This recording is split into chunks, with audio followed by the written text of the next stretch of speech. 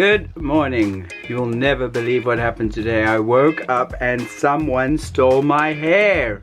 We have just had breaking news that today in Tiny House Living, something that has never happened before is about to happen. What is it, Emma? Tiny House is about to be hoovered. Hoovered. Do you know what that is? It's a machine that will run on solar. Well, it won't run on the solar. We'll plug it in and the solar will power it, and the power will hoover the tiny house. Ooh, look, we do sweep every day. The bare layer is not that unhoovered, but I don't have a hoover, so Emma brought one for us to play with. I'm feeling sick today. Day one, I'm sick. That's Emma. Hi. I'm the bear.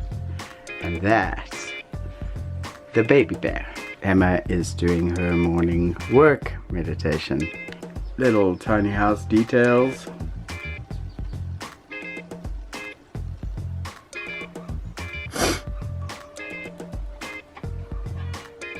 Okay, so I know that I said today was Hoover Day, but already I'm feeling still a little bit down. And what I thought I'd do is show you where I'm going to set up for a time lapse.